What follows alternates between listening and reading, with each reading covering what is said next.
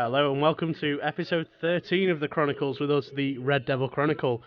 My name's Andy. And my name's Nick. And we're as upbeat as ever. This week, Woodward removes the Deadwood and leaves our squad lighter than the 19-year-old we're now relying on. It's Martial Law next on United Chat.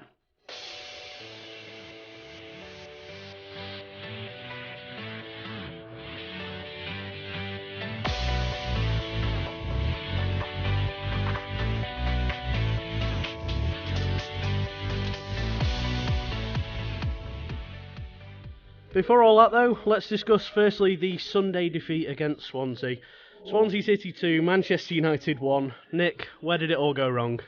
Beautiful intro, by the way. Thanks. I'll try my best. I thought the game in general was very poor from United. I don't think there's anything we can really take away from that, barring the possibility of an improvement now, a bit of a backlash from the players.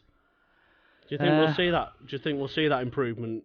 I mean, obviously, I know it's a while away, but Liverpool's the next big game. That was our first big test of the season, the Swansea one. We got it drastically wrong on the day, didn't we? What annoyed me about the whole thing in general was 90% of the United fans knew it was Blind, especially his biggest test, and would he step up against a powerful and pacey Gomez?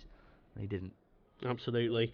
Joe, firing on to you. I think we all know what went wrong, really, with it. I've not got my full title tonight and everything, just normal. Bang average Joe. Bang average producer Joe. There you go. Well, what did you see of it, Joe? Well, I think Swansea have caused us trouble in the past, and I think we were speaking that you were, I think you said 2-2. Somebody, I said 2-1 Swansea. I think I remember someone saying 2-2. And I think Chris Clay, who's joining us later on the fan takeover, I think went for the draw. Possibly looked like it was going to be 2-2 for a bit, and I think it was just one of them performances United were kind of getting used to, just losing out at the final third and just bit average, really. Now, Nick pointed out the frailty of Daley Blind, who we were worried as soon as he came up against a bigger test was going to sort of struggle, and he did. And it was also, of course, a big first test for Romero as well. Both of them seem to fall down at that first test. Joe, do you worry about them going forward now? Obviously, David De Gea's situation, thankfully sorted, well, partially resolved for now. Do you think Romero and Blind have shown us that they can't be first-choice options? Well, I mentioned when we played Newcastle, I think that there was some fear there when they were just went straight over the top of him. He made what looked to be some form of dive, and it just hit the bar, luckily. I think he's never looked quite with the game. He's not kind of big enough for the net. He doesn't fill the net. I don't think players are going to be scared about where to put it around him. I mean, players are putting underneath him when he stood right in front of them. It's just a bit embarrassing, really. Yeah. Well, moving on to Blind, I think he had a tough match. I think the defence had a tough match. They did. I mean, we're always going to be tested. You know, Swansea, as we pointed out on the weekend preview last week, much better team than the sides that we faced so far, so it was always going to be a bigger struggle. You could argue Spurs, but Spurs haven't looked like they've been able to connect a ball for... Bunch of bottlers as well at Spurs. Exactly, so, I mean, really, Blind, I think he had pretty much the same performance as the rest of the defence. I know a few mistakes, but, I mean, everyone didn't look really great in defence. We didn't look promising as we had done for the past 3 games. I think Blind was an accident waiting to happen. I don't think he was a major surprise coming up against Gomez, who did stick to him like Velcro. But one of the points that I did want to raise, obviously Wayne Rooney. It was only going to be a matter of time, wasn't it? Yeah, got away with it last week. We do talk about him a lot, and particularly myself. But again, awful. I didn't think he did anything to convince me that he's the man to take us forward. He lost the ball, which ultimately cost us the match, albeit a poor save or lack of save from Romero, which is my second point. There was a lot of positivity around Rooney after the 3 goals against Bruges. Everyone thought it was going to be a new coming, a second coming, and we'd see the old Rooney from 5 or 6 years ago. But again, we just saw a lacklustre, fatigued Rooney, slow off the ball. You know, he might be lacking in confidence, but it's poor. If you get a hat-trick, albeit against Bruges, then that really is the time that you've got to start looking to kick on. Where would you put Bruges, and in a level of the British football structure? I'd put them League One tops. I think that might be a little harsh. And they were a famished squad. You know, they were ravaged by injury. That's the only reason. So, if they had a fully fit squad, I would put them mid-table Championship. I don't think they're much better than Championship at best. Exactly. I mean, you look at the way the money's coming into the Premier League. That gap's only going to get bigger now. against the lesser European sides, we are always going to have that gap over them. So I agree with that. But there should be that gap, though, really, for United's against Bruges. We shouldn't be talking about how they could be in the game at all. It shouldn't ever be a possibility that Bruges were in the game. Absolutely. But Wayne Rooney goes and gets himself a hat-trick. People, like you say, were giving us stick on Twitter, got carried away, got excited. Rooney is showing everyone he's world-class I maintained, again. I think we mentioned previously, I'd see how he did against Swansea before I judged him. If you're not going to kick on, we knew Swansea were going to set up differently. I knew before the game he wasn't going to do anything, though. That's what's worrying about it. But another issue that I want to raise, obviously Romero had a very poor game as well. It wasn't just Rooney. But the only thing that I had to say about Romero, there was 99% of United fans were waiting for him to have a game like that, just so they could jump and turn on him. And that much pressure on a keeper that can't even speak the language, it was bound to happen. You can't rely on a keeper to be 100% all the time, Joe. Keepers are going to make mistakes. Even David De Gea, you look at him last season, he was sensational. We made a point on the show towards the end of last season. You cannot rely on a goalkeeper to be that good to get you out of that many situations. You can't, but you'd was the Romero something. thing something fans were waiting for to happen, though? I think you are waiting. Well, what we've got used to is something amazing, which in David De Gea, and I think that it's a player who doesn't come along often. I mean, we put in a lot of work to get De Gea to where he is. I think maybe there's a bit of that jumping down his throat as soon as he even has a bad game, but are we not doing the same with Blind? The thing with Romero, if you know that the team that you play for, most of the fans are vying for you to make a mistake, like the way it came across to me was some of the United fans actually wanted him to make a mistake. That's what it seemed like. He went through the games against Villa unscathed, he went against Newcastle, he did all right, and then it came to the Swansea game, and it was like people were just waiting for him to make that awful mistake in the game. I worry about that in general terms, because I've heard some frankly ridiculous comparisons with Romero already. Yeah. This guy was in a World Cup final last year. Now, that doesn't make him amazing by default. I hate that argument. Don't get me wrong. I'm not saying he should be our number one, but he I know with Sampdoria he had problems getting into the team, but he's come over here. He wants to play for United. Yeah. And I would rather have a player who wants to play for the club than someone that doesn't, for a starting point. I also think when you hear the likes of Tayebi being mentioned, and Barthez by comparison, ridiculous. Yeah. You're jumping down the throat of someone way too early. You might as well brand Anthony Martial, who we're going to come on to later in the show, as the next David Bellion. Exactly. If you're going to judge people, it's unbelievable fickleness from the fans. If you break the game down for what it was, if we had De Gea in that game, he would have saved at least one of their 2 goals. Look, Romero makes 2 mistakes for the goals. Yeah. He probably should save the header. Both of them. The second one's a nightmare. He should have saved both of them. That doesn't mean automatically that he's an awful keeper, though. But what I want to say is, if he, obviously we did have De Gea in net that game, like last season, because he would have been in net, he would have saved at least one of those chances. And there's 3 one-on-ones that Wayne Rooney had. If we had Aguero, for example, up front, he would have scored 2 of them. And then you're looking at a completely different scoreline. The one-on-ones were a big issue. It was disgraceful. For Rooney. I've got nothing else to say. It was disgusting. It was like, he's a Premier League footballer. He's a legend at United. He scored over 170 goals, and some of those chances I could have put them away. It was ridiculous. Yeah, I mean, we talk about predictability in United's play at the moment, Joe. But did you see any predictability in the scoreline coming? Even at 1-0, whilst I was sat watching the game, I had a feeling that it was going to get turned around. Did you feel the same way? I think the game was waiting for some form of goal. I think there was something. It just wasn't right. It didn't feel right from the start, and I think that you just had to see us progress. And I thought when we got the goal, I was a bit more hopeful. I think it wasn't a great goal, in all honesty, was it? It was scruffy, but yeah, exactly. So, but I think that's what we've been like in the Premier League. But then, like, we go back to Bruges. I think I was the first person to text Nick and say, "You happy, Nick?" When Rooney got his hat trick. You were the first person throwing stick. I politely replied to Joe at that point. No, but I think there's more to come from this United squad. I think it's been a tough start to the season, but we haven't had a good start to the season in the past 3 years. So I think that we've had a better start to the season, and I think it's something we can build on and improve. The overall issue that worries me, obviously what we've all talked about now is very good points and valid points, but there's one general issue that does worry me about United at the moment. When we went 1-0 up, any other team that we do that in the past when Fergie was here would be scared for their lives about getting turned over. When we went 1-0 up against Swansea, they didn't care. There's no fear anymore. There's no fear whatsoever. Is the problem so much that United then, Nick, are sitting back on small margins? Yeah, I've said it before. I've talked to you about it. I've tweeted it.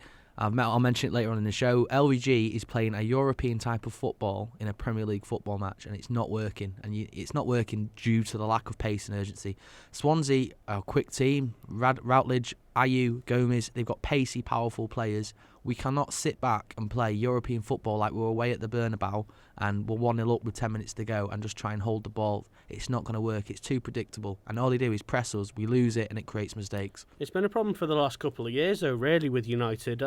I've always felt with the way the defence has worked that the later the game goes on, the further United seem to withdraw into their shell and almost invite pressure on. I mean, Joe, with that new midfield that we've got going on with depth in there, should we not be able to see games out and shield our backline better? I mean, I thought when we look back to the start of the season, it looked like that was what we were planning to, just get a goal and then park it. But I think that Swansea had a bit more class than that. I think they could see round the urgency of United, which is usually there, but we don't have any of that. So I think Swansea can just they just started hammering the back four with just the pace. And then we've got, like you say, there's no pace back there to get back at them. So we need to start looking at something. I mean, maybe this young lad brings a bit more pace to an urgency to the team, because a bit of excitement to the football that we're playing. I think it's well needed, and I've made the point for week. The intent of the play, for me personally, is as important as the pace of the player. It's all well having structure, but with structure you've got to have something creative at the end of it, because there's no point in us sitting at 0-0 and not going for the goals, or going for the win. But every time we seem to go for something, we seem to be hammered in the back. Familiar problems. Put it this way, with the Swansea defeat, I wasn't a fan of him, admittedly, about Moyes, but if that was him, and we'd lost in such a way that we did, there would be people vying for his head already. I'm not seeing it with LVG yet. I've seen little whispers here and there, people not happy with him, but I'm not seeing the LVG out yet. Well, there's been an interesting question coming up on the fan takeover regarding it, so it'll be interesting to see how people have reacted to us actively asking the question about it. Because like you say, I find it very sort of hush-hush with Van Gaal. In the way that fans sort of tiptoe around the issue, you get blame on the players more than if you raise it. If you raise the issue of the manager get rid of the manager too early, you do seem to get turned on. But one thing I did tweet earlier today, Andy, that I want to ask you. I've kept it to the show to ask you. Okay. 50 games in. Yeah. Does LVG know his best team? 250 million spent. I think you're starting to see a spine grow into the team. Again, I'm not 100% sure that he knows definitely. The reason being is he starts Januzaj at the start of the season and then loans him out. Now, thank God.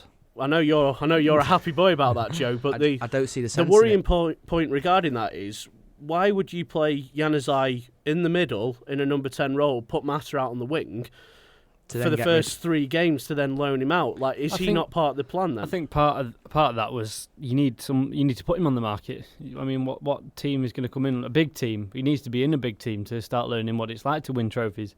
So he needs to be needing to compete for these things. What we're saying there, Joe, he looked like a key part of the squad. He played in the number 10 role, and then he gets slowed down. Whether you're saying he is or not, it looked like Van Gaal was saying to Januzaj, "You're in my plans. This is your year," and then gets rid of him. So I think in that respect, I don't think Van Gaal 100% knows his team. I think I don't know what he's doing. I think he doesn't know what he's doing. I think you see more of a structure to it. When we've said previously what needs to be brought to the squad and who needs to be taken out, the only player we could think of was Januzaj. And Nick, you said Rooney, but I think what I would say in response to your question is, you're seeing a backline forming now. Now, who goes behind that? David De Gea is staying now. I think the main spine of the team, obviously, again, now De Gea is going to stay for a further 12 months, is De Gea, Smalling, Schneiderlin. That back four, though, I think is fairly set now. Oh yeah, it's a solid. Whether it should be or not, I don't know. We need another centre-back. I'm not convinced on Blind. Yeah, but you need these players to be starting to play with each other. Exactly. If we're going to build on that. I think Van Gaal is building on that. I think the midfield is going to be swapping roles. Why get rid of Januzaj though? That's the only thing that I find crazy. Because up front we had no creativity, no pace, and no urgency. So you needed to take somebody out to start addressing them problems. But he's got rid of Hernandez and Januzaj on deadline day, and he's brought in one player. It's poor planning. The only positive I can take from it is young Pereira will get more of a chance now, and he'll maybe move Mata into the central spot and put Martial out on the wing. I think Van Gaal is still figuring out perhaps the more creative side of the game, because I think even he must look at it and think it's too rigid. I don't know if he's trying to build us up from the back and try and get us more solid because we have been poor defensively. I mean, one injury sees the whole formation fall apart, and you'd have to switch it up again. There's an incredible lack of strength in depth now in the squad. The only part of the squad we've got any sort of depth is midfield. If we get hit for injuries, say Memphis and Rooney get injured, we are in major trouble. Definitely. Well, we have to bring Young and Martial up front, don't we? That's the only plan we've got. An unproven 19-year-old. And if Martial and Rooney, worse, get both injured, who plays up front? Well, we can only hope this young lad turns out to be the Thierry Henry that with everyone's. Let's hope so. If he's half an Henry, he'll be decent. Nick, I wanted to turn on to a point that was raised by one of our followers on Twitter. I just want to get some thoughts on this. Yeah, it's a different perspective on things. Don't know whether you'll agree with it or not. But I personally thought Darmian and Shaw were very good. Is Two what of I'll our say. best players so far. Before I asked the question, I thought they were superb.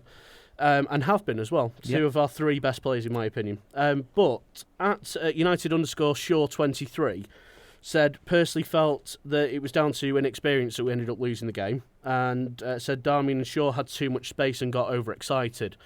Now, Nick, it's an interesting point because when you see Rooney give the ball away, Darmian is right next to him, right up there with him. Now, that's a good sign for me in the respect that our wing-backs are trying to provide width. Okay. Do you think there's an underlying problem in Memphis and Mata constantly coming inside that our wing-backs felt that they were the people who needed to provide that width, and because they had freedom, ultimately made mistakes that led to goals? No. I disagree with that. I think Shaw and Darmian have been arguably two of our best players so far this season. Does that make them exempt from criticism, though? No, of course it doesn't. To a degree, you are right. They do get forward a lot and it can leave us exposed, but that happens in any team in modern football. That's always going to happen. It happened when Evra was here, it happened when Gary Neville was there. It's always going to happen. I think it is just criticising for criticising's sake. I don't think there's any other reason behind it. Yeah, they leave us exposed sometimes, but I've seen it with Azpilicueta at Chelsea. I've seen it with Zabaleta and Kolarov at City. It will happen, and the better teams play attacking football, and that's what happens.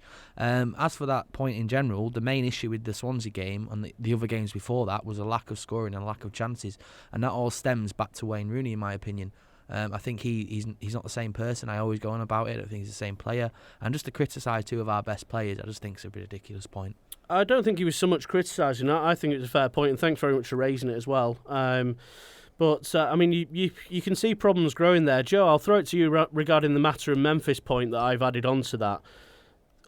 All the time cutting inside, they're not providing any sort of real width to United. Is that going to become a growing problem? I mean, width, we need someone up front that can score headers. Then, if you get width, then the ball's going to be coming in, and we've got no one to hit the ball to. So, other than play Fellaini is a striking option. But I think on transfer deadline day, I hit the end of my tether. I got a bit sick of it, to be honest. The amount of negativity in the fans behind the team. I think it's time that people start rallying together and put some encouragement into the team. We need a 12th man in that sense behind with the fans, and I don't think that's happening at the moment. Do you ever think the cutting inside thing that's coming from the manager? No, I think it's more of a style thing from the style players. that we've bought? Yeah. I think it's because they're being played out of position.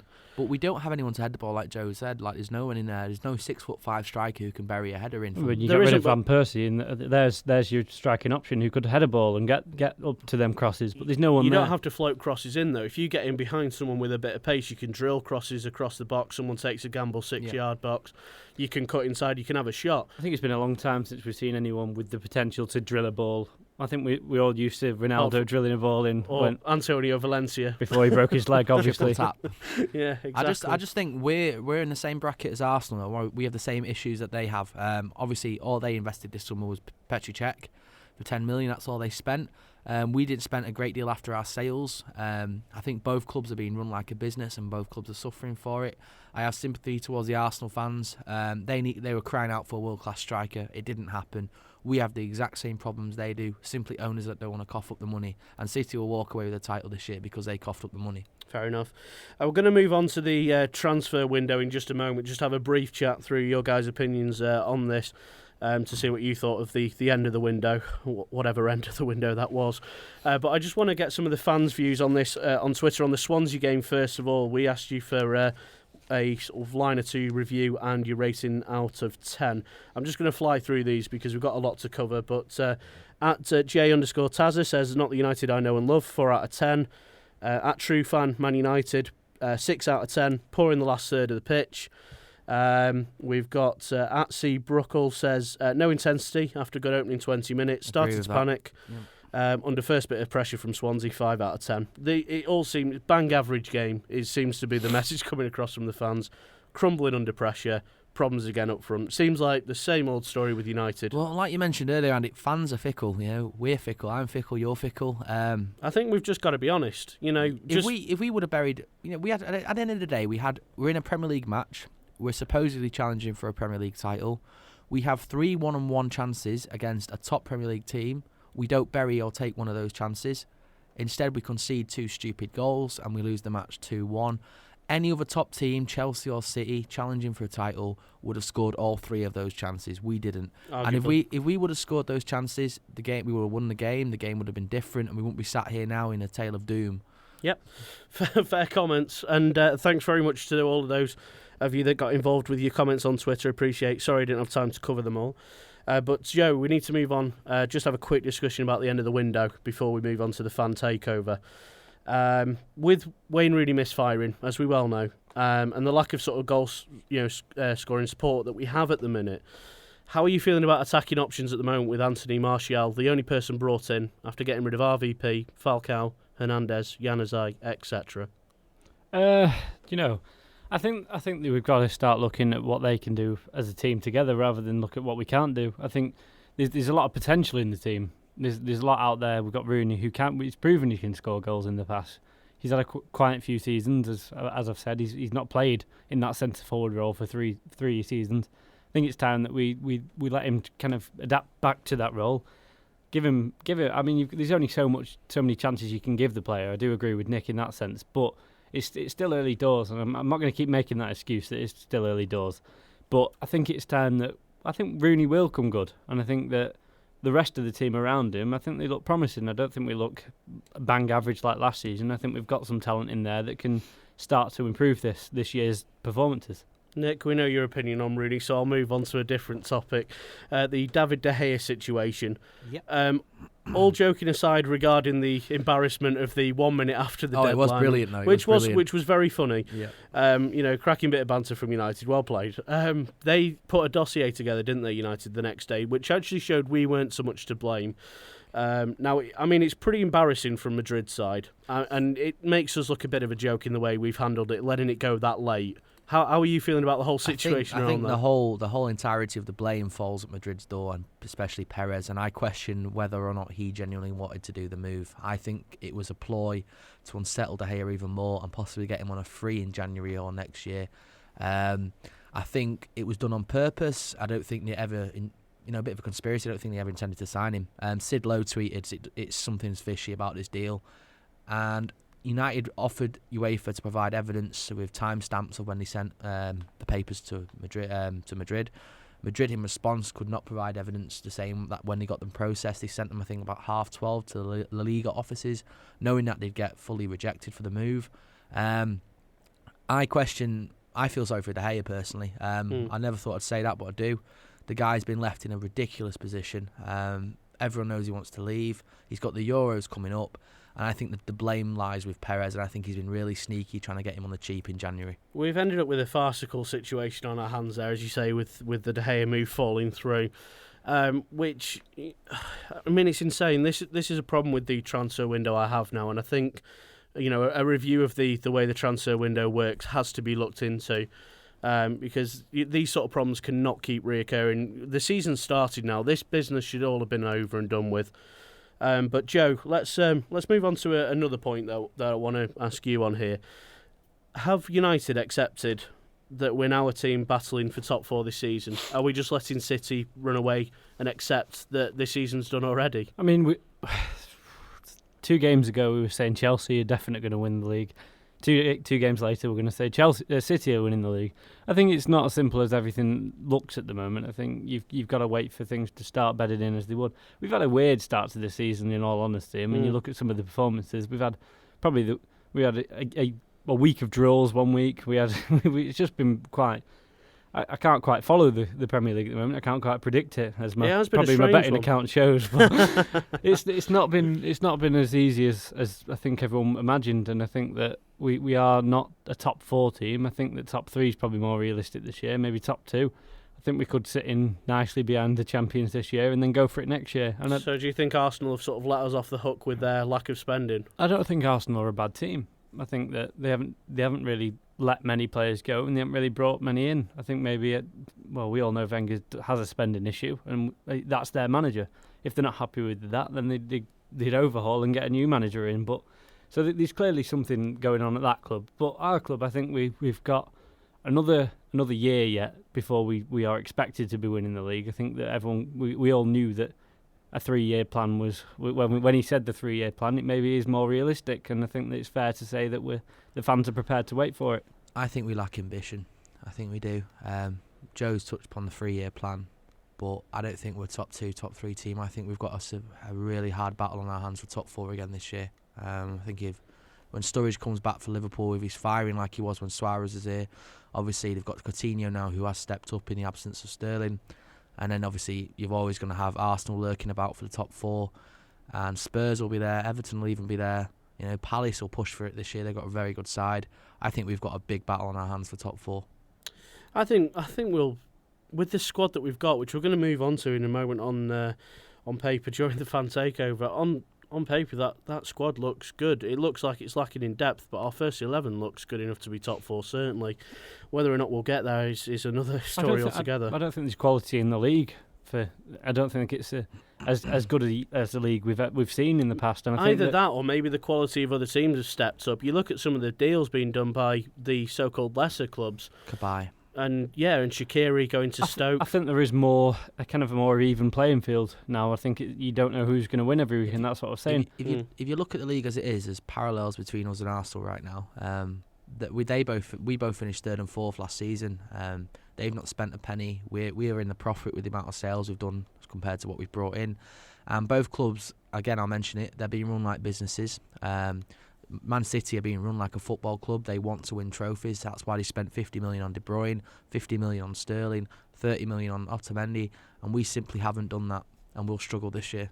All well and good when you run by oil money. I mean, we're in a different situation, as are Arsenal. I know, but the issue that I have, Andy, is fans pay a lot of money to watch these clubs, Arsenal and United. They pay a lot of money to go to the ground and watch them. Arsenal got the most expensive season tickets in the league. United won't be far behind.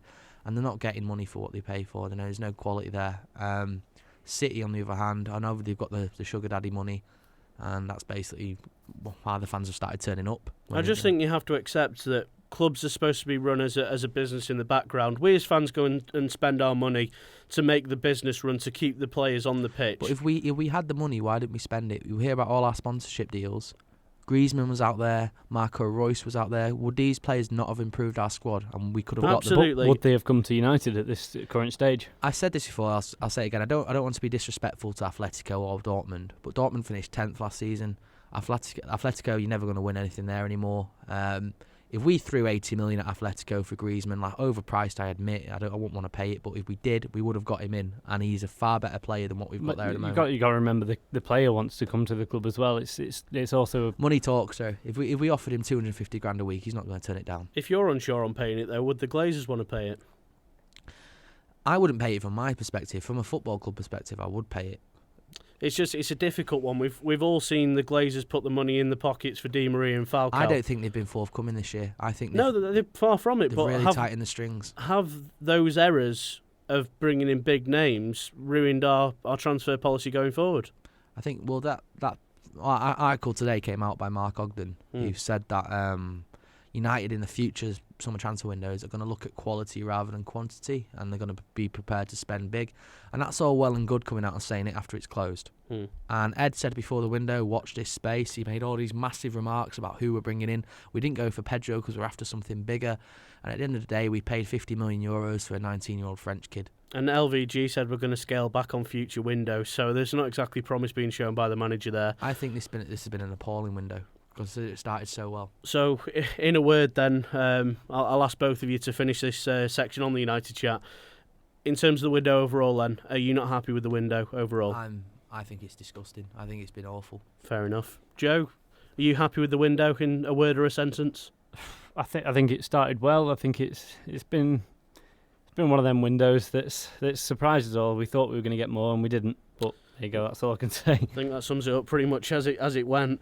Next up, then, we're going to look at some of the big questions for you, the fans, to answer. We've got a couple of callers joining us in the studio next, and we're going to look at your thoughts on LVG, Rooney, and United's league ambitions. That's next on the Fan Takeover.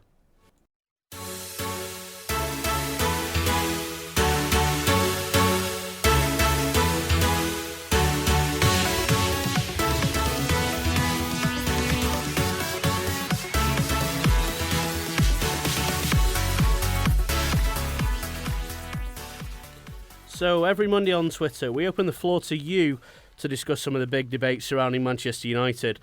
Delighted to say we're joined by a couple of guests this week to have a chat through some of those opinions before we go into those that got in touch with us on Twitter. And we're going to start off with a guest from the United stand, one of their regulars. We've got David on via Skype at the moment. David, are you able to hear us? Yeah, able to hear you no better. Fantastic. How's it Good going, evening. mate? Good. How are you? Very well, very well. David, we'll crack straight on with it because we've got quite a lot of topics to discuss with you, and we've got some people on the phone lines ready to have their say as well. But I want to start with this, David. It was asked by one of our regulars, Chris Clay, at C Clay 1978 United. Yeah, I know him well. Absolutely. Asked us this question. Do we let LVG go and replace with a new style of football, new manager? His mention was Klopp. Or do we stick with the regimented style of football? Now, just to give you our fans' opinions that got involved on the poll, first of all, David, not to try and influence your decision, but 100% of fans that voted on this said they were going to stick with LVG to stay. What are your thoughts? Absolutely, I didn't even know that. Strange one, that, isn't it? David, where do you stand on the whole LVG regimented football? I suppose I definitely stay with LVG simply because with the Dave Moyes era, the club has had so much disruption recently. So I don't think it would do anyone any good to sack him at the moment. So I'm definitely happy to see him stay this season and next season. But by the end of that season, I think I'll be glad to see him go because, like you said, the football hasn't been great. It has been boring. It has been very slow. Yeah, I think you're looking at stability there, aren't you, David? We do need a bit of longevity after Moyes. You've got to admit that. Like, I'm not particularly happy with LVG. I don't think a lot of United fans are. But we always said when we got him initially, he is a short-term fix at the end of the day. Yeah, as we said, 3 years and. At his age, he probably isn't going to sign another contract anyway, so... Can't see it. I mean, David, let me fire something on top of that hypothetical for you. Say someone like Pep becomes available during the summer. Would your opinion change? Would you cut the contract early with Van Gaal? The only two I'd go for would be Pep, like you said, or Carlo Ancelotti. Yeah, I totally agree with that. I don't rate Klopp personally. I think he had very good players around him. I think his club obviously got poached by bigger teams and his team got ruined a bit. But at the end of the day, he shouldn't have finished 10th with that Dortmund team. Absolutely. Yeah, I suppose my opinion of Klopp has gone a bit down, seeing how well they're doing now. Yeah. And, this is it. Yeah. Exactly that. David, we'll fire on with the next topic we had during the fan takeover this week. We asked the fans on Twitter, on paper, where should United's squad finish? So, regardless of form, cut where the football's been up to. In terms of the names on that team sheet, where do you think United's squad fits in? How many teams are better than us? I suppose on paper, I hate to say it, but fourth, Man City are just looking Incredible. very strong, and we know the Chelsea team will eventually turn it around. And again, the Arsenal team's miles ahead of us, even with just the signing of Peter Cech. But I suppose the finish I'd like to think is somewhat realistic is maybe third place in the league and last 16 of the Champions League and a decent cup run. But I'm probably fourth, unfortunately. So you think we'll probably finish fourth? Yeah. Okay, so you've got City, Chelsea and Arsenal as the three. It's quite worrying when he's spent 250 million, isn't it? That we've not improved drastically. Yeah, just another regular from the United stand. Actually, Alex, it was a good point. He was saying that there was no point of strengthening the defence and the midfield and then weakening potentially the goalkeeper and the striker. It was just like 2 steps forward to go 2 steps back. Exactly. We seem to have a habit at United of not strengthening the positions we actually need. We went years not strengthening midfield, then we eventually strengthened that. Then when we needed a striker and a defender, we didn't get one, and now we're overloaded with goalkeepers that we couldn't get rid of. Yeah, it's 4 or 5 of them now. It's ridiculous. Yeah, more goalkeepers and centre forwards, David. It's a shocking state of affairs, isn't it? But I'm going to move on to the third of the 4 topics that we find out this week on Twitter on the Monday Fan Takeover. Wayne Rooney, of course, with us having a lack of strikers, remains our number one choice up front. Now, arguably, there's 2 or 3 other options, Martial, Wilson, and if you can say Fellaini, I don't agree personally. But they're the other options we have. We asked the fans on Twitter, with LVG making Rooney captain, is he now undroppable? Now, 85% of the fans said yes, it has made Rooney undroppable. David, where do you stand on this one? Well, LVG's probably made him undroppable, but I don't know the exact quote, but the quote, I think you all know the quote I'm referring to last season, where he basically did say that Rooney was undroppable. Yeah, and he did. He is a captain, and of course, on top of that, he is the England captain, and it would make world headlines. He would have to have a very good reason to do it, like Fellaini or whoever would have to come in and do an amazing job, and I don't think anyone at the club could do that at the moment, so it does make him undroppable, as much as I'd like to see it. I think when LVG initially came into the job at United, there wasn't many contenders to be captain. I think Rooney was the standout contender. At the time, certainly. But now, looking now at the squad currently, I think there's only one other person that could do it right now. Obviously, Michael Carrick is a big question mark over his future. He's not a starting 11 contender anymore. He seems to be substituted a lot. He didn't even start the previous game. So I think Chris Smalling would probably be the one that I'd go for. I mean, do you see any other options in terms of captain, potentially, if we were to take it off Rooney, Dermot? Like you said, Chris Smalling, or even if he is going to play every week, Bastian Schweinsteiger. Tony Pulis had no problem making Darren Fletcher captain straight away when he went into West Brom. Yeah. So it can be done. True enough. Just as you say, the only problem is, will he play every week? With him and Michael Carrick potentially sharing that role might be the only issue. Yeah, so it does look like Chris Smalling, doesn't it? It does. For me, it has to be Chris. He's the right age. He's 25. He's stepped up. I still love that Rio Ferdinand quote on BT Sport where he referred to Chris Smalling as beast mode. If Rooney goes in the next couple of years, it's Chris Smalling all day for me. Let's end on a positive then, Dermot, on this one. We asked as we headed into the international break who started the season as our standout player. Now, Chris Smalling certainly in the bracket there for me. Who would you say has been our standout player? Who would be the one person you'd put as the best player who started the season for us? I suppose the most important thing about saying the best player is consistency, and I think Matteo Darmian's the only option for that. We see so many players come into the league not being able to adapt, and he has adapted very well, both offensively and defensively. He's covered the whole wing when Masha has cut inside, and he has done a very good job. Sorry. Yeah, no, I'd certainly put him. I mentioned it earlier on in the show. There's 3 players that have stood out for me so far this season in particular, all defensively. Yeah. Darmian being one, Shaw the other, and Smalling the third. So I mean, you have to, take your pick. Barring the Swansea game, you have to give Blind a quiet mention. He's not being played in his best position. He's done very well. Who would you go for, Nick? It's Chris Smalling all day. Yeah, I'm going to throw it left field and go Luke Shaw. I'm going to disagree with both of you, purely because Luke Shaw had his critics first season he came in at United, having had a brilliant season at Southampton. People had the audacity to question his fitness. LVG brought it out and dragged him through it. Nigel Atkins, I remember, brought him through it. To bounce back in the way he has, he's been sensational. Did Chris Smalling not do that as well, though? Oh, absolutely. I've said to you, Nick, Smalling, Darmian, Shaw, take your pick. You can't go wrong, really. No. Absolutely. Yeah, I just want to give a shout out to Daley Blind. He has done very well because, like Shaw and Smalling, he did have a lot of criticism last year as well. So, and like you said, he's adapting to a new position. Yeah. So definitely a big shout out to him. Yeah, fair enough. I think he was, poor in the game against Swansea, and so were a few others. So susceptible to it. It's a new role for him again. It's a role that he hasn't played often. So, I agree. Fair enough. Give Blin that shout out. Good shout. It's been a real pleasure to have you on, Dermot. Thanks ever so much for joining us. Yeah. And we hope you can join us again soon. Yeah, I'd love to do that. Thank you very much. All right. Thanks very much, Dermot. All right. Bye. Bye-bye. So the thoughts then of United stand regular Dermot. We've got a couple of callers on the line as well this evening. Very busy, keeping show in a job at the moment. Oh, we're so popular. Absolutely. It's great to get fans' opinions though, so thanks ever so much to everyone getting involved. We've got Joggy on the line. He wants to have a quick chat through a couple of points with us at the moment. Joggy, are you there? I am indeed, Andy. Hello. How's it going, mate? You all right? Bloody hell, it's not bad doom and gloom, is it, lads? Do you think? Yeah. I've just been listening. It's not that bad. It's not that bad. You know, lad. Oh, you're gonna cheer us up now, mate. Yeah, come on, give us a cheer up then, Joggy. Basically, I don't think it's as bad as people are making out. Okay. At the end of the day, I think what we need to look at is when LVG came in, where were we then and where are we now? And obviously, this time last year, we were playing in the Carling Cup. We were knocked out there. We were not in Europe. So it is a progression. I see what a lot of fans are saying that, one, we haven't got a striker, which I agree, but not a lot. The other top 4 teams have a striker. Arsenal stay with Danny Welbeck being knocked out for about 4 months. They're short on top. City only have Boney as a backup. Chelsea have Falcao. So I still think we're as good as the other teams. I don't think it is as bad, but I think the media are really kind of pushing on this LVGs that are out here, this negativity around the club.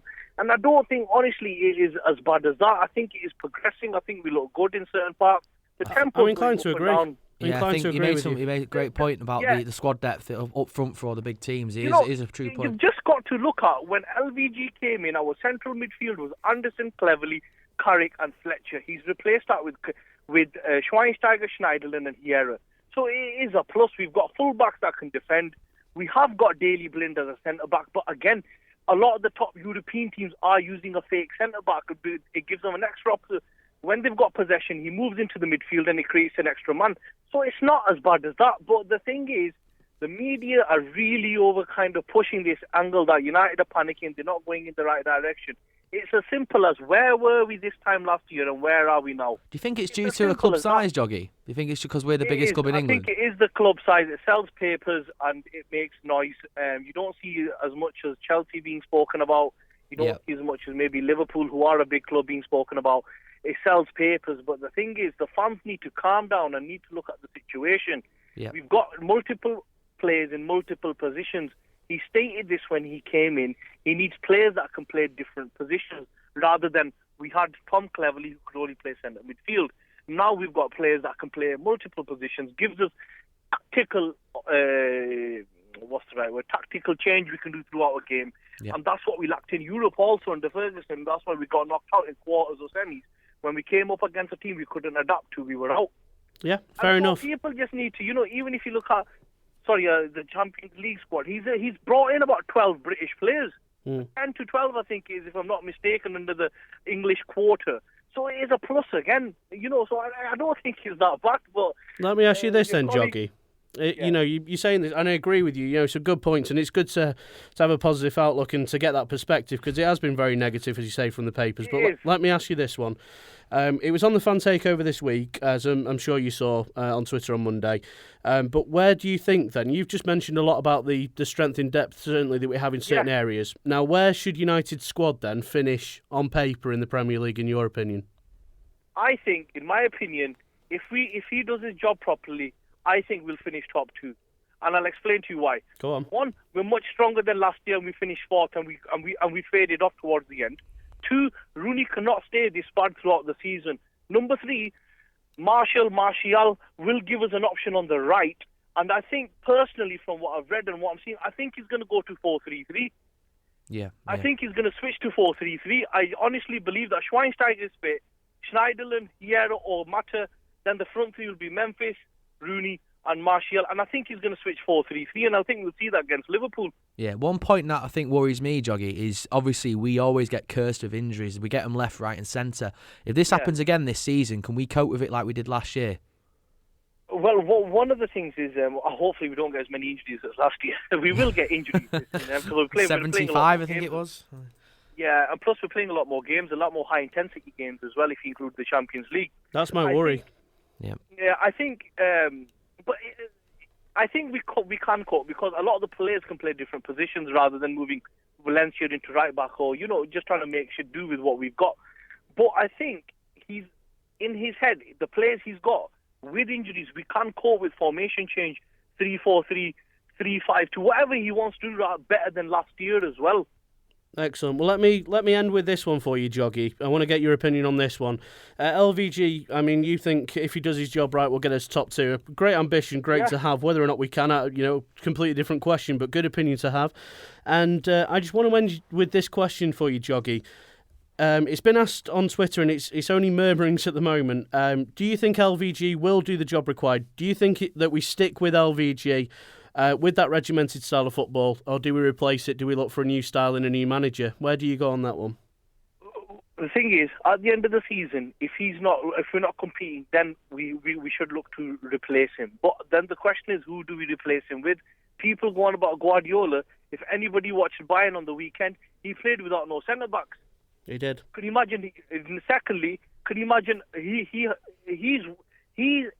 fascination of changing positions of players is a lot worse. He moved Lahm from left back to defensive midfield. Could you imagine doing that in this country? There'll be uproar. He is a possession coach also. Klopp has he's been relegated once, and he nearly got Dortmund relegated. The only option we have is, if Van Gaal doesn't compete, is Ancelotti. Yeah. Fair comment. Good point, yeah. Joggy, real pleasure to have you on the show. Thanks ever so much for sharing your opinion with us. Yeah. See you later, pal. Speak to you soon. Thanks, Joggy. Bye. Excellent opinion there from Joggy, and good to have some optimism on the show. A little bit, yeah. Yeah, Cheer me up a bit. top two finish. I mean, I think we'll struggle with it. And just a point to pick up on, Joggy, before we fire on with the next caller, is the whole Champions League squad.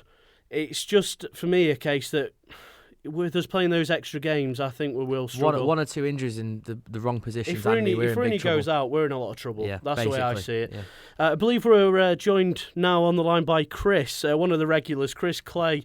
Delighted to say he joins on the line for his say on some of the big topics. Interested to hear from Chris on these. Chris, good evening. Mr. Positive, how's it going, mate? Good evening. Yeah, positive as always. Fantastic. That's what we like to hear. Chris, let me just delve straight in. We might as well get on with it. The LVG situation. You were the one that asked us to ask the question, and so we did, because we want your topics out there on our Twitter page. Do we let LVG go early and replace with a new style of play and manager? You suggested Klopp, as we were saying. Or do we stick with a regimented style of play? Now, Chris, 100% of fans stuck with Van Gaal on this one. Can I just ask you firstly, why did you ask that question, or why did you put that question out there to be asked? And secondly, I guess you have some thoughts as a result on that. Yeah, the reason I pose the question is because of the negative style of football we've been playing, the negative comments that people were saying about United, and I just wanted to genuinely get a feel for what a lot of United fans wanted. I've posed the question, and since the transfer window has closed, I'm not so sure it's LVG who we've got the issue with. I know we've discussed Ed Woodward in the past, and I don't believe it's at great length, and I don't believe it's him we've got the issue with. His Glazonomics coming back. Exactly. Yeah. And I think these two guys, LVG and Ed Woodward, are now the puppets on the end of the Glazers' string. Could it be possible that managers that come to United are not just fighting on one front, a footballing front, they're also fighting a political front to get money off these Glazers? It is a massive financial problem. I think Ed Woodward, he's not a chief exec, he's a commercial director by trade. And, the commercial side of it is bringing money into the club. Oh, brilliantly, yeah. His model that he wanted to put into United was the Galactico model. That's not surfaced. No. So LVG and Ed Woodward have been, looking at certain signings, the secret signing that they all went on about. Yeah. That never surfaced. Pedro, they were arguing over £3 million. Yeah. And all this, and now I've had time, and I'm going to use this horrible word that they're using in football, had time to process. That's 50p in the swear jar, that, yeah, Chris. 50p, Chris. All donations are welcomely put in that jar. And now it's all sinking in, especially after this hideous transfer window with the outgoings more than the incomings on the player side. I just think, it's got Glazeronics all over it. I mean, we were looking at the start of the window, Chris, for Deadwood to be removed. So, I mean, really, we should be rejoicing over it. I think the problem that United fans have is the timing of it, how late in the window it was done. Left us with no time to replace. It's the promises that we were given as well. We were promised Muller, we were promised Bale, and we got a 19-year-old kid from France. There's something really wrong with United at the moment. Yeah, and I think that's what we've got to be worried about. I think we should back Van Gaal now, because he said, I know I'm totally changing what I said on Monday, I know. Yeah, I was waiting for a big LVG rant. So yeah, that's what we were expecting. No, I said you might have been surprised to see. I'm very surprised, Chris. So, but he's openly stated he's here for 3 years. Mm. You know, what was the point in getting rid of him? Like I said, maybe, you know, if we'd have got rid of him at the start of the season, right, it's not going to work. We're not interested in the way you're playing. Fair enough. But now the transfer window's done, I think United fans should get behind him. He's not going to change his style of play. He never has done from Ajax to Barcelona to Bayern Munich. He's not going to do it now when he's got 18 months to go. So do we just accept then, Chris, that maybe LVG is going to lay down the foundations for a longer-term new project at United? Is this the start of a new era developing when LVG leaves for the next 5-10 years, perhaps? Possibly he's done that. I've read some comments on Twitter, some fantastic comments, which has probably swayed my thoughts over the last few days. And you know, he has laid down foundations everywhere he's gone, but he's also taken players from his first club, Ajax, to Barcelona. He's done that with us. He's, you know, with Romero, he's had him at previous clubs, Schweinsteiger, Lind, Memphis on the national scene. Yep. So, you know, he's always going to have a core there. Just one thing I wanted to ask you, Chris. If we didn't have the Glazers as our owners, and we had, for example, Sheikh Mansour as our owners, would we be challenging for a title now? You'd like to think so. That's the difference. Let me just add that to that though, Chris. I mean, United fans go on about this United way. They're bringing through youth, giving them a chance. You know, and our youth policy has always been fantastic. I mean, that's something that sadly is going to be lacking going forward from the look of things, the way modern football's evolving. I don't think it can work anymore. I think that's prehistoric now. Do you not think, though, Chris, because of the way this particular window works, it gives us a chance to bed in some of the youngsters with a lot of the deadwood going and not replacing it with much? Well, it looks that way from the Champions League squad that is announced. Absolutely. So should we not be happy that whilst we're in this period of building new foundations, that Pereira and Wilson are going to potentially get a chance? It's what we've all been asking for. It is, yeah, and fingers crossed it happens, and you know, fingers crossed they get given the right game time. You know, like you've been discussing injuries earlier. You know, we don't want them coming in because they have to. Exactly. Let's keep it on a positive to end, Chris. I just want to quickly get your opinion on this one that we asked on the fan takeover during the week that I know you were wanting to have a quick chat about. Standout player so far this season. I know we're only early doors, but you know we've got to look at who's developing, who's playing well early in the season. Now, the opinion we've had in general, it's been a lot of the defensive players that are getting the shout-outs at the moment. Do you agree with that? Who's been your standout player? I 100% agree with that. I think 3 out of the back 4 have been outstanding. Is there any one of them that you'd pick over another? I think Luke Shaw's been outstanding on last year's performances. His fitness looks a lot better. I think Damian's just absolutely blown me away the way he's settled, apart from his picking up a booking every other game or every game. But Chris Smalling's just been immense. Future Man United captain? Without a doubt, in my eyes. Totally. Yeah. Totally agree. Yeah, and possibly even England. Yeah. Let's hope so. Chris, it's been a real pleasure. Going to have to move on. We've got the fans' opinions on Twitter to get through as well, but it's been great to have you back on. Always appreciate your opinions. All right, look forward to listening to it later, guys. Excellent. Speak to you soon, Chris. Later, mate. Have a good one. Thank you. Bye. Chris there, optimistic United fan, sticking to his roots in the end, despite what we worried about during the week. I was expecting a bit of a rant from Chris. I was as well, especially with him asking the question on the LVG situation. I mean, I think we've covered it, Nick. I think we have to accept we're keeping Alder Van Gaal for the 3-year period that he's here. He brought up a decent question right at the end I was going to ask you about just before we cut it. Chris Smalling, is he future England captain? Is he our best central English defender right now, apart from John Terry and probably Cahill? On form, he is. Yeah. Whether he's at that level yet that he's the best that English has to offer in terms of centre backs, I think you've got to put him up there, because the thing is, John Stones is being mentioned in that bracket at the moment, and he isn't there yet. Where does Chris compare to the likes of Rio, for example, right now? Rio in his heyday. A distance, I think, still. Yeah, still a long way, isn't it? It's consistency of performance as well, and that sort of commanding sort of presence. There's an argument that he could be a future captain. I don't think he's a natural leader. I still don't think we want to get carried away with him. I think he shepherds the back quite well, but he doesn't have that commanding presence about him on the pitch still for me. No, he's still only 25. So. Maybe he could still grow into that. There's still time for him. But I think we've accepted then perhaps LVG, as I say, 100% of the fans agreeing with stick by Van Hal. Just to fire through a couple of opinions on this, because we've got quite a lot to cover. We've got at Big C75 says, I'm not a fan to call for a manager's head, but I do think another season like last one needs to be looked at. I think that's echoing a lot of thoughts that we've had from the fans on Twitter, Nick. A lot of people saying give him till the end of the season, assess it there. Would you agree with that? Yeah, you can't get rid of him now mid-season. We said months ago, Andy. I'll stick by what I said.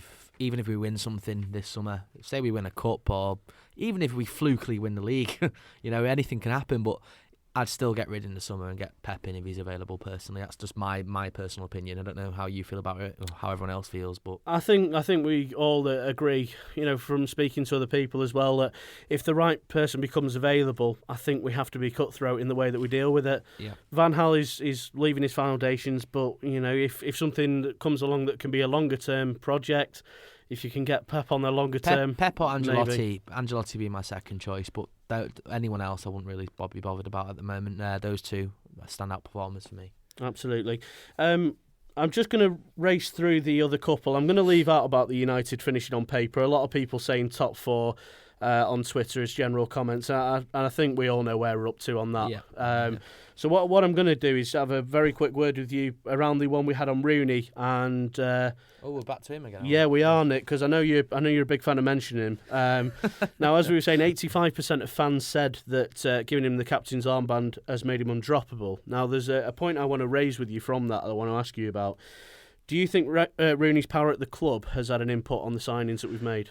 Yeah, I think Rooney's probably, barring the manager, the most, and obviously the owners, probably the most powerful player at the club. He has the biggest say of what goes on.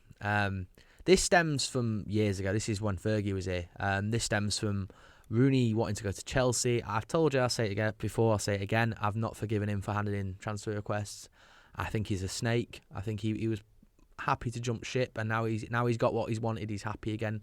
If I would have pushed to get a top striker in this summer. We're massive fans of Big Lua from Bayern. If we got him in, I would have dropped Rooney. I would have sold Rooney. I don't really care. I'm not a fan of him. I just think he's too powerful. He earns too much money, and we don't get a return on anything. He's on £300,000 a week. He's on Messi's bracket, and he scores you 12 goals a season. Absolutely. Just to look at some of the fans' opinions on this, at John K. Stand Red says, yes, he has become undroppable because of the captain's armband, and he's not playing like a captain. Your captain is supposed to be your best player, and he's not. Well, I mean, that's a fair comment. Whether you could say best player just on form, I don't know. He's mentioned Fergie there, and I'll totally jump on this. Well, this is at Boss Saeed says Fergie would have dropped his ass. This is one of one of the comments I want to come to. Someone's mentioned Fergie. Yeah. If Fergie was here now, Fergie's the type of manager that would take risks. And I want to see it from Van Gaal. I would drop Rooney. I wouldn't care about anything, the repercussions it happens. I would say to him, you're not playing well. I'm dropping you on the bench. I'd play young Martial up front. I'd then play Pereira on the right wing. I'd move Mata centrally. And that team has pace, it has urgency, and it has desire. Something that we lack totally at the moment with him up front. Definitely. Ending on the positive note that we've discussed then throughout the fan takeover this week, heading into the international break, who has started the season as our best player, the standout player? Now, I've said Shaw. You went with Smalling, didn't you? I love Chris Smalling. Yeah. Mike Smalling. Absolutely love him. Just to go through some of the fans' opinions on this, just to see if there's anyone else that's been looked at into it. There's a couple that have agreed with me on Shaw. Saifiq Arabi has agreed with that. I think a lot of people are picking Shaw because he's such a step up from how poor he was last year. I think that's why he's so stand out. Great way to bounce back, though, and answer your critics. Yeah. He's been superb. At Cogsy666, can't look past Shaw for me either. At Bertie Birdman says Darmian, but Shaw catching up. So again, it's a lot of defensive players.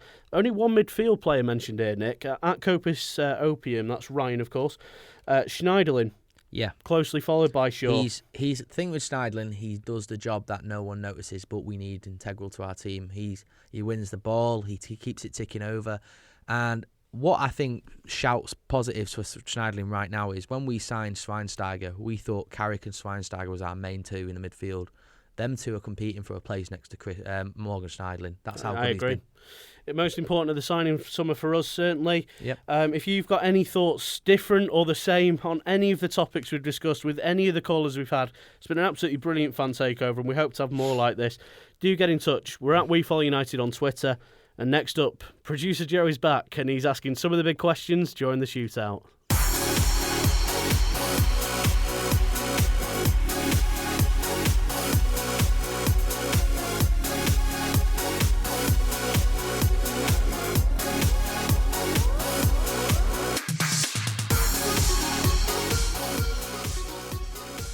Ending a jam-packed show tonight then with the shootout.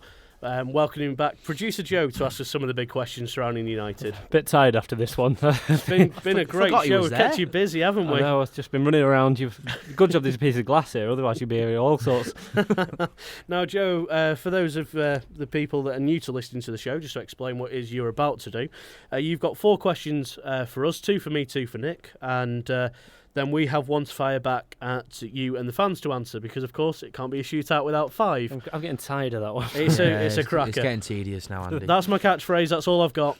30 seconds is what Nick and I and Joe will get to answer the question, and then we're going to throw any question out for a general discussion around it to the floor. So, Joe, whenever you're ready, if you want to tell us who you're firing at and what the question is. Do you know what? We thought we'd swap it around a bit this week and switch it up. For the past 13 episodes, so we thought if it's going to be unlucky, we may as well do it on this one. So, Nick, it's for you the first one this time. Thank you very much. So, Nick, your 30 seconds start when then when my question ends. It's where will the goals come from this season? Oh, quite a good question actually. I can't see them coming from anywhere at the moment. I've not seen obviously Martial play. We've always said the most strongest position in our team right now is midfield. Can they get us the goals that we need? I don't know. I bat on about Rooney a lot. You know, I don't like him. Everyone knows that, blah, blah, blah. But I do hope he comes good. I hope I'm proved wrong. I hope he scores us 25 goals this year and we win the league title. If that happens, I will quite happily take the hit and say I was wrong on him and he's still the same Rooney we had 5 years ago. Nice, just blah, just to fill the middle of that one. Yeah, because you squeezed your 30 seconds out there, didn't you? I don't know where the goals are going to come from. Well, like we say, we've not seen much of Anthony Martial, but I think instantly one point I would make is that he comes into a lot of pressure because of that. Straight away, yeah. But you should do if you come into a club like Manchester United. You've got to be able to take that pressure. Yeah. You can't join a club like Manchester United and not expect to be some form of expectation of you.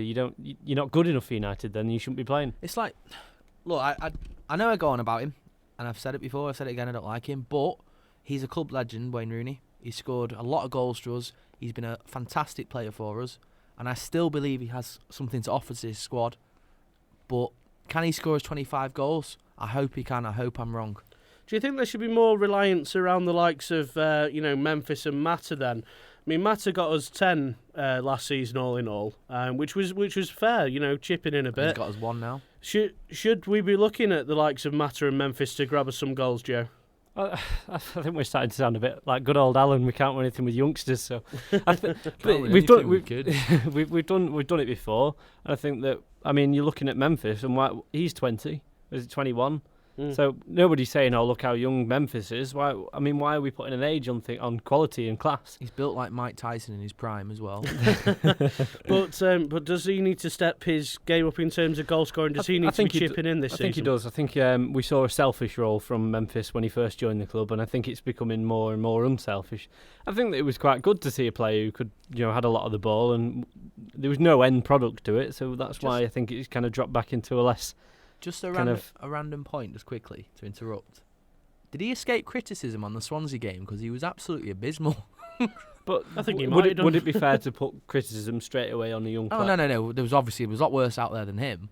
But I've not even thought about Memphis' performance against Swansea, and he was a quite poor performance. He didn't do anything. We've not seen many good performances from him to start his career. The Club Brugge one at Old Trafford being the only one that stands out for me. It's against lesser opponents. A lesser opponent. In the Premier League, he's been poor. Brugge, where did all the goals come from? It was usually Memphis's input to the game. Yeah. But this is only Bruges, is what we're saying. In Premier League, not done it in the Premier League he's yet. not showing it as yet. Still Decision making is out for me. I think we did this with Di Maria, and look where he's ended up. So Well, I think we should. I'm not knocking Memphis at all. Let me just balance this, Joe, and say that if this was Januzaj, escape criticism. If this was Januzaj, then it'd be poor decision making. Januzaj for 2 seasons at the club, and I think I've seen one game where I think he carried us for a game, and I was thought, oh gee, this is where all my criticism comes from. I'm sure you used to sign Memphis on Football Manager in 2012. You know all about him. Yeah.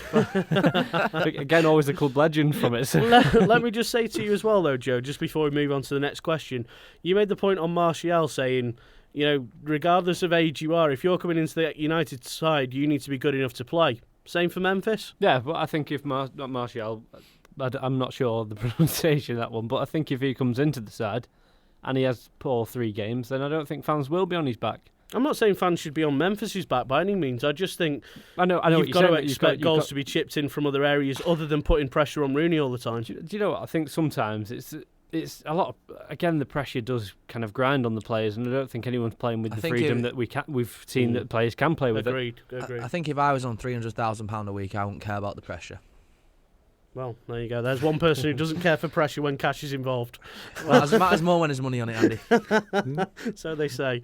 I think that's just a ridiculous expectation, though, just because they're on a lot of money. I think that's just the way football is these days, and I think surely when LVG made him captain and told him he was the focal point of the attack, he's expected to step up. That's surely. But was he the focal point of the attack for 3 years? LVG told him he May was as well going to have be his been main man. as in the same position as Schweinsteiger. Well, Rooney's been in the shadow of, obviously, in the likes of in the past of Ronaldo. He's been in the shadow of Van Persie in that amazing season he had.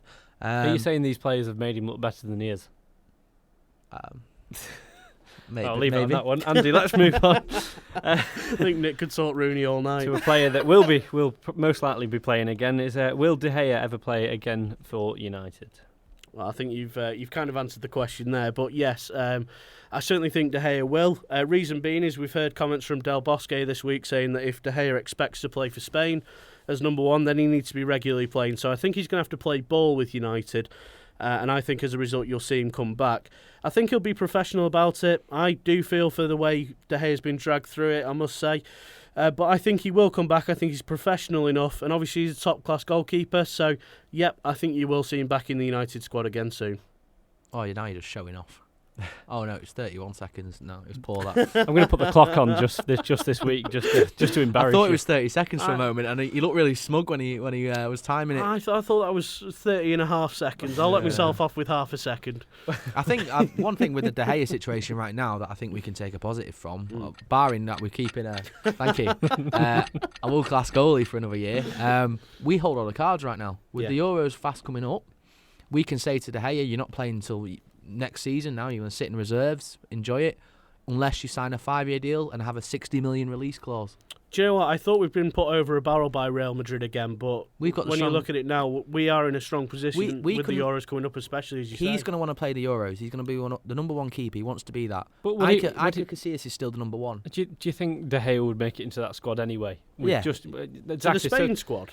Yeah. Yeah, absolutely. Yeah. Exactly. So I know De Gea will want to play. He wouldn't make it in the squad if he doesn't play, though. You've got to think about. Do we think De Gea will end up in the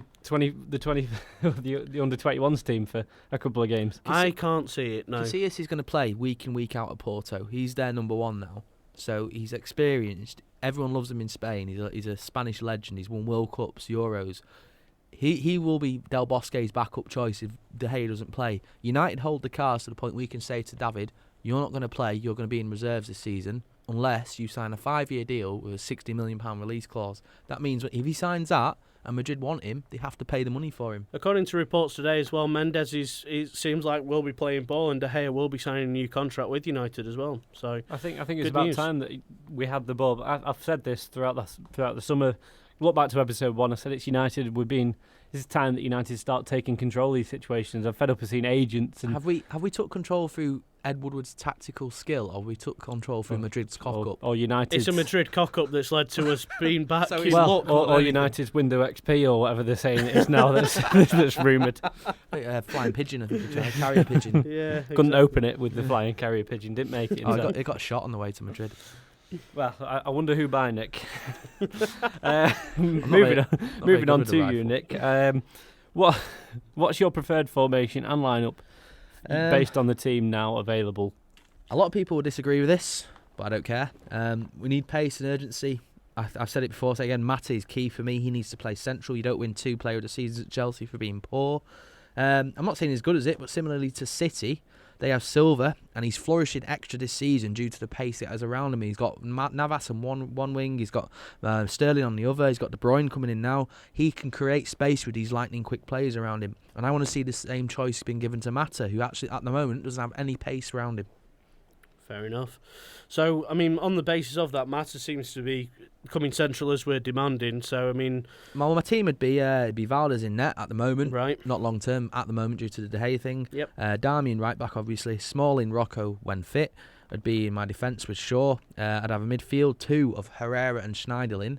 I would then have Memphis on the left wing, Mata in the central, Martial on the right due to his pace alone. I think he could cause problems, but obviously I want to see the kid. And I'd probably throw Pereira in somewhere as well and could play Martial up front. Nick, with the words being preferred line up there, you've still left Rooney in it.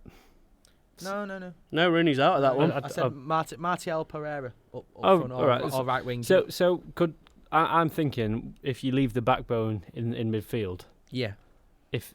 Could Herrera play the number 10 role with Mata on the wing? And is that not an option for United? No.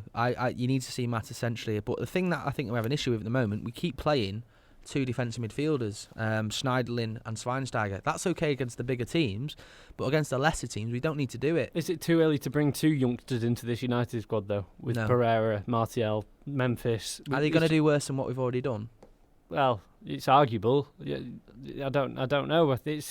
It's one of them situations. Then you've got two players to look at. Is it taking a bit of pressure off Martial and by putting Pereira in? I don't know. It could be an interesting. I think I saw Pereira a lot over the Under-20 World Cup, and he was brilliant. He was lightning quick. He was good dribbling. He scored a fantastic goal. And Martial, if I'm led to believe, I've not seen a lot of him. If he's as quick as he is, apparently he's very fast and he's very powerful. He's a tall lad as well.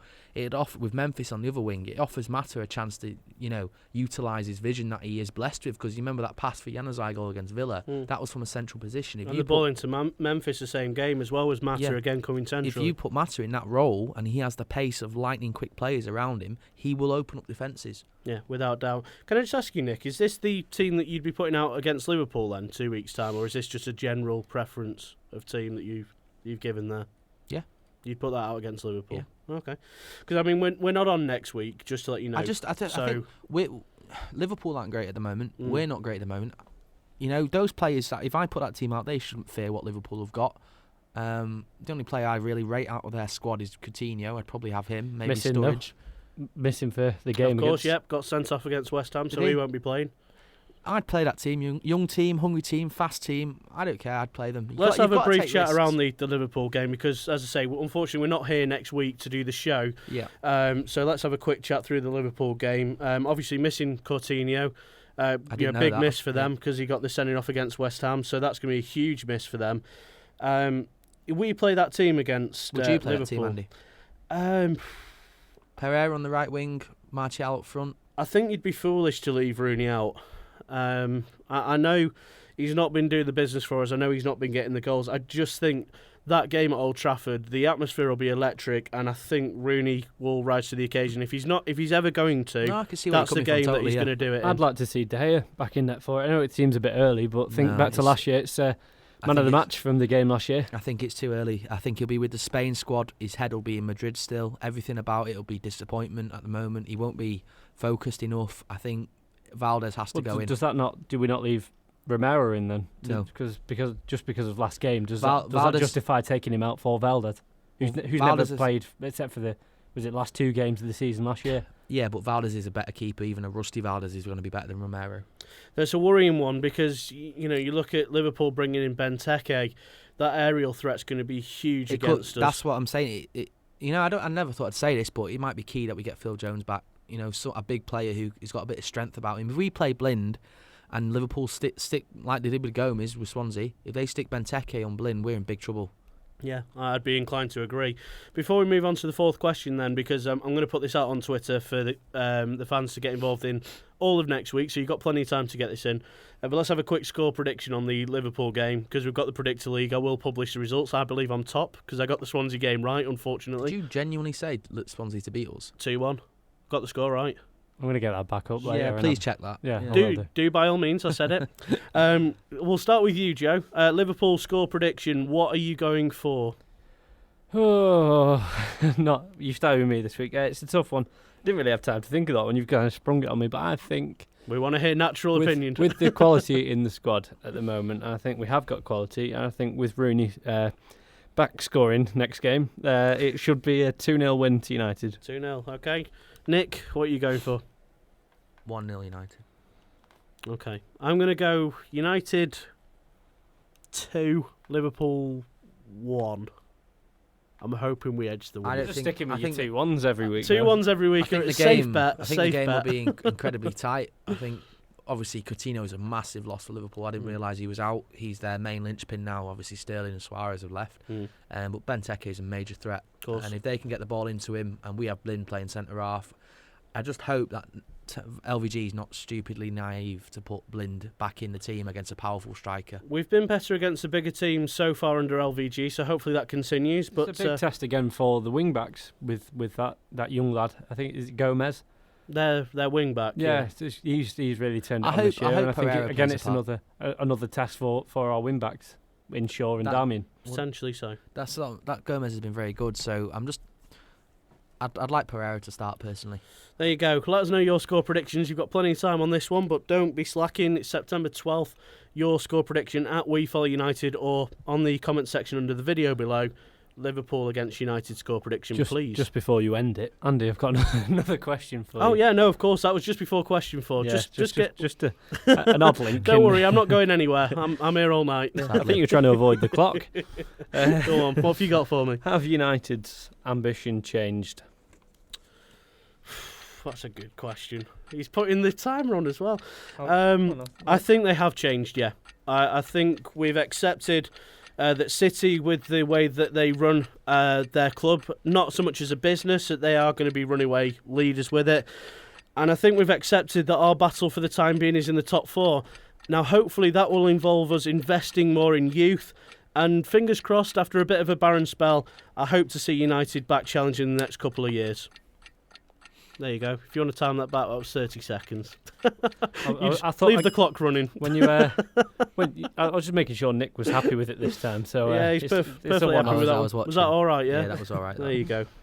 Gosh, can't get away with anything. Always taking that extra second. Is it a bad thing that our ambitions have changed, or is it? I mean, obviously it is a bad thing from changing that, but do you think it's kind of to be expected? We can't win every year. I think it's a brief change in ambition. I think it's a season or two. Accepting that we're not going to be right up there for the title this season and probably not next season as well. I think United have to go back to looking longer term, and like I say, if we can invest our time wisely in youth whilst we're in the position we're in, then that gives us a great sort of bed, to build on. If we can keep hold of them all. If we can keep hold of them. If Januzaj does well from this loan spell, if Pereira he's given his chance, if Wilson can make that step up, we could have a decent bunch of kids coming through again, and maybe they will help bed a strong side for the future. I think personally Wilson's had his chance, and I think I don't see much more from him, to be honest. I think that's premature. Maybe, but I've not seen the quality as yet, and I'd hope to have seen something. So I think that Wilson might struggle to get into a team against Rooney. The point about shifting ambitions, which I think is a bit of a joke, to be honest. I think Man United should always be challenging for titles. I think the amount of money that the clubs have invested into it, why we're not challenging this year is pathetic. I'm not saying we shouldn't be, by the way. No, I know what you mean, but we have to be realistic, which I totally accept. But at the same time, what I do not accept is the fact that we have money coming into the club that we are not spending. Yeah, we spent it last year on Di Maria, and as we mentioned it before, I don't think it was a coup. I think Madrid wanted to get rid of him, and I think we might have overpaid for him looking back now. But the one issue I do have, I'm not saying I want United to be run like City, because I think the way they are run is a bit of a joke as well. Especially, where did those FFP rules go, by the way? But that's another point entirely. I think Platini's basically accepted they're not going to stand. I'd check his Swiss account if I was you. But to go out and spend Harry Redknapp's dog's name, probably. People are judging United for spending 36 million on Martial plus these added bonuses, but to go out and spend 50 million on Sterling, 50 million on De Bruyne, it's an utter joke. If it does carry on like that, United might not be able to compete with City. With the lack of spending, though, that we've had, because we've not found the right targets or we've haggled for the wrong reasons, could we not have been in for those players? I mean, no. Griezmann's got, as you say, the 80 million release clause. The Glazers is simply, Chris mentioned it before when we had the fan takeover, it goes back to the Glazers. They do not want to spend the money. And you think about it in another angle, if City went in for Muller, for example, this summer, they would have got him. Worrying thoughts. They would have got him because they would have paid ridiculous money. They would have threw 100 million at Bayern straight up in cash, and Bayern would have had to accept, and they would have got Muller. Without these FFP rules that have now disappeared quite mysteriously, City and PSG, for example, PSG could go out tomorrow and spend, if it was still open, 300 million on Messi, and they could get him. That is what it will essentially turn into in the next 10 years. Does it not come down to players needing to be more loyal to the club then? Because I realistically don't think Messi would leave Barcelona. I don't think Aguero would leave City as well. I don't think Messi wants to leave Barcelona, but I think the market's going to turn insane in the next 10 years. I think it's going to get even worse. I think we will see our first £200 million player in the next 10 years. I believe that will happen. I agree with you. Yeah, and I think what will happen is player power will become less and less because clubs will want the cash. And I think when these PSGs and these cities of this world, who were absolutely nothing before the money came in, they will bid 200 million for a player like Messi in 10 years' time. They will get the player in and they will dominate. And United won't be able, no matter how many sponsorship and commercialisation deals we get through the mill, we're not going to be able to compete with owners that have £10,000 billion in the bank. It's not going to happen. Do you not think, like I briefly mentioned there, that player loyalty should play a part though within the club? Like, a player doesn't have to leave because someone's paid. It should be a contractual clause, and I think agents and players alike will have to start to be clever because obviously these FFP rules haven't materialised. It was all a load of crap. City were free to spend this summer, and I agree. I'd let them spend. You know, if we were in the same boat, I'd enjoy it if we were spending big money. But at the end of the day, they're going to trigger worse and worse things because it's going to get worse, and all they're going to do is overpay. And they overpaid for Sterling, they overpaid for De Bruyne. In a sense, they overpaid for Otamendi. He's only had one good season. I think they paid 40 mil for him. I think that was the final figure. I don't think they actually paid the rumoured release clause. And it will just turn insane, and I can see it happening, and United will be left behind, and I don't want to say that, but it will happen. There you go. Hopefully only a temporary change in ambition, which is sad to say, as you say, with the 230 million spent last couple of seasons. But Joe, we must move on to question 5 of the shootout, and that of course goes to you, and also we'll go out to the fans on the YouTube video and on Twitter as well. Lots of them for them to answer for this week. Loads of things for them to. Yeah, there are. There's lots to answer, and I want to hear their opinions on this one in particular, and I want to hear from you as well for the next 30 seconds, Joe. Do United need somebody new to take over transfers for the future? Well, I think it's been a tough couple of years for United. I think we've not seen anything special coming to the club, but I don't think there's a lot out there. I don't think there's a lot of players that we can prize from clubs when we're going for top 4. Like you say, our ambitions have changed. So again, the people we can sign are going to change. It's not all about what we can.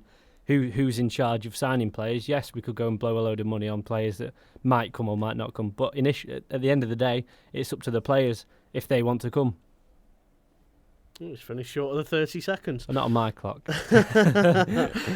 I mean, is it a case then, do we think that perhaps United should try and make themselves a more attractive proposition as a, dare I say it, project for the sake of putting maybe 20p in the swear jar? I think the thing with United, what they're trying to fast track the Galactico status. Chris mentioned it again before about this Galactico thing that they got going on, and we have been chasing these ghosts, these players that we won't get for the last couple of years. The likes of the Ronaldo return, Muller this summer, Bale this summer. Bale originally when he was at Spurs we were chasing when he didn't want to come, and apparently we outbid Madrid.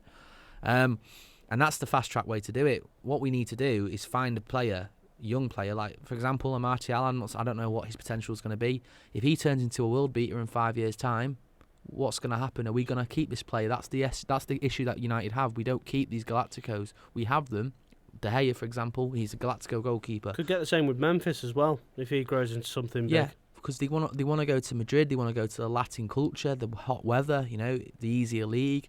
And this is where we struggle to keep these players. And I think one of the big examples of it is Ronaldo leaving. He was at the point the best player in the world, and we sold him and replaced him with Antonio Valencia.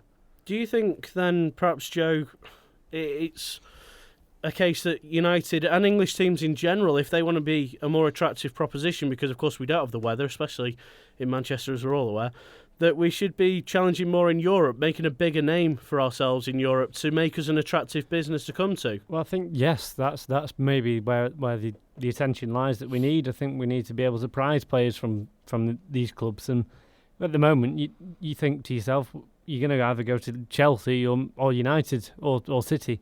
So, I mean, these 3 clubs at the moment are quite big up in the world. I think that Chelsea are prying them away because of their European status and the things they've won in Europe.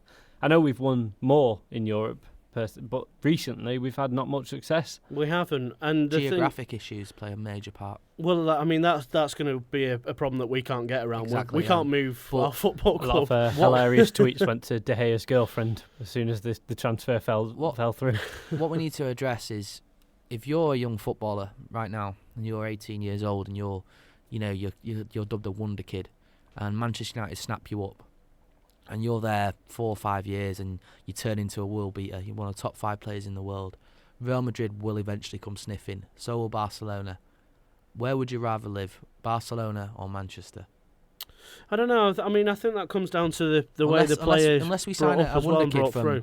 unless we sign a wonder kid from St. Petersburg in Russia, who's used to -40 conditions, and he turns into one of the world's best players, and he doesn't care about the weather. But this is, I know it sounds stupid, but it is a major part. A lot of these players that are good at the moment are Latin players, the likes of Neymar. Are you saying we're taking out the players from their situations just to send them back through? So we're just kind of a development club now? Well, the joke's we're almost affiliates to Real Madrid. The joke's already started, though. When we signed Memphis, there was one of the Social R Madrid, that big Madrid fan account on Twitter. They were tweeted, "See you in a few years at Memphis." And this is the joke that's happening, and it's disgusting. We're supposed to be one of the biggest clubs in the world, but we cannot keep hold of our players if Madrid come sniffing. Does it not come down to European dominance, though, Nick? I mean, Spain now have 5 spots in the Champions League draw. It comes down to global. That's what it comes down to, global recognition. Madrid, more Latin players, and we keep signing Latin-based players, want to play for Madrid and Barcelona. They're the big clubs in that part of the world. Why is it Sergio Aguero's not left City? Because he's already played in that league. That's the only... So is David De Gea. David De Gea was at a lesser team at the time, and Sergio Aguero at the time wasn't They were both the player, at Atletico, though. wasn't the player that he was. The reason that De Gea wants to go back to Madrid is personal issues. He wants to go back to Madrid because of his girlfriend. His family is still there. Aguero is settled in Manchester. That's very rare. Silva's the same. But again, I raised a point. If Barcelona or Real Madrid came in for Silva this summer... I'm just simply asking the question, though, because why is it City players are happy and settling in Manchester at the moment? I think we have more Latin-based players in City. And you look at the players they've signed. Well, I mean, look at Zabaleta, Aguero, Silva, as you mentioned. All of them have already played in that league. We sign, obviously, Di Maria, he's a flop. We sign De Gea, he wants to go back for personal reasons. So should it be more, when we're looking at players, the mental side of what they have as well? Should it be to do with mental strength as much as technical ability? I think we should just be targeting players who actually want to play for Manchester United. A lot of the players Ronaldo did it. He essentially used the club. He said that he wanted to stay at Manchester United one season, then he eventually left for Real Madrid, and he now goes on about that was always his boyhood dream. So when you do sign these players, you need to address that from an early age. Like, what is your long-term ambition? I mean, Joe, would you rather have a player that's a better player technically, or a player that wants to play for the club? I don't know. I think that's an age-old argument, isn't it? It's one of them things that you can't... I think you kind of half expect that players aren't as loyal to clubs anymore. They are going to move around, and like Memphis, you might get a quick fix out of him for 4 years, and he might end up at Real Madrid. But United shouldn't be letting that happen. I think that maybe instead we should be looking at players and seeing, yes, players that want to play to the club, that'd be ideal for any club, but it's not realistic anymore. Do you really think Costa really chose Chelsea? Do you think these players, do you think that, does he really want to be at that club, or would he rather be at Real Madrid? You're always going to have that argument with any player. A simple question, to pose to both of you. If Real Madrid don't want to sell a player, they do not sell a player. That's the end of it. If Barcelona don't want to sell a player, they do not sell a player. Why is it that Manchester United cannot keep hold of their best players? Purely because, I think it's because of these teams do come and throw money at the players, and you say money does talk. I don't think United are always willing to put 300,000 on each player. We can't afford to have that wage bill every month. I think when you're spending money on people like Wayne Rooney, you can't go and buy another player and put them on £300,000 a week. This circumstance, though, has only occurred over the last couple of years. Back in '99, when we won the treble, you'd never see a player go from United to Real Madrid. It was unheard of, Well, my answer is that, Nick. It's European dominance, it's European presence, and at the moment, United don't have much. They've had a year out of the Champions League. Obviously we're back in it, thankfully, this year. But, a couple of years before that, obviously you go back to 2010-11, we made the final. But beyond that, you haven't seen United have a real presence in Europe. And when we came to playing Barcelona in those finals, you never thought we were going to win. It was that point where Spain had shifted and got that extra quality of player through sales like Ronaldo going to Real Madrid, and through obviously Messi's development with Barcelona over a number of years, they ended up with the two best players in the world, and that's always going to have an attraction there. But as I say, the way the Premier League in general is going, despite the money currently in the game within England through TV rights, we're on the verge of dropping to 3 Champions League positions, and Spain have got 5 now.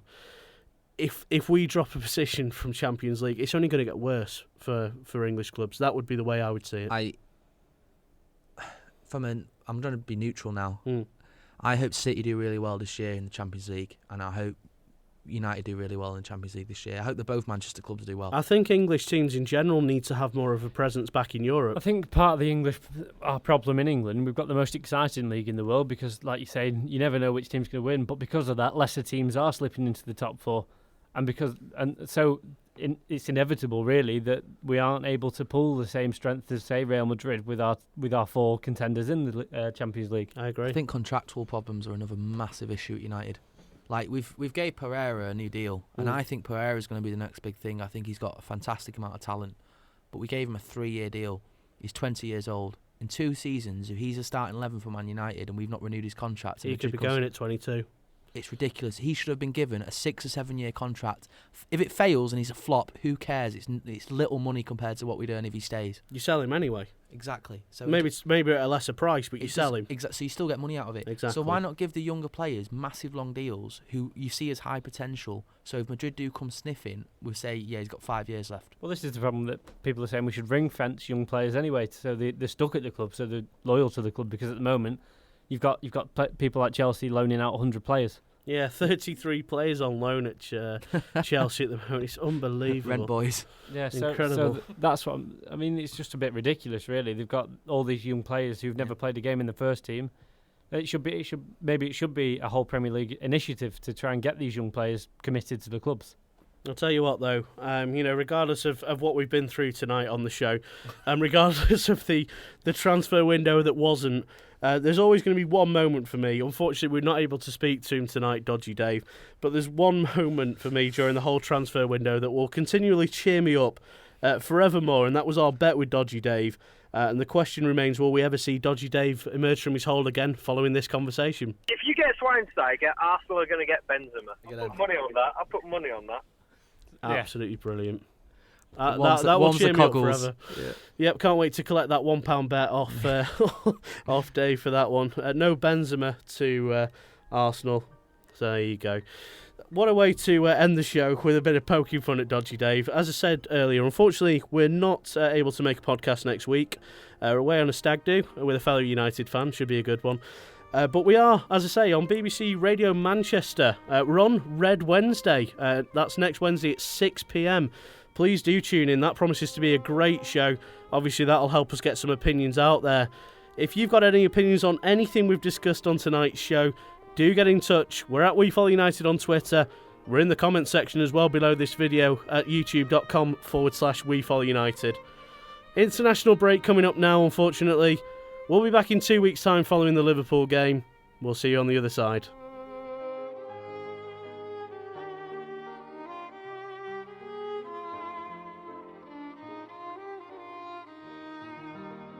£1 bet, £1 fish.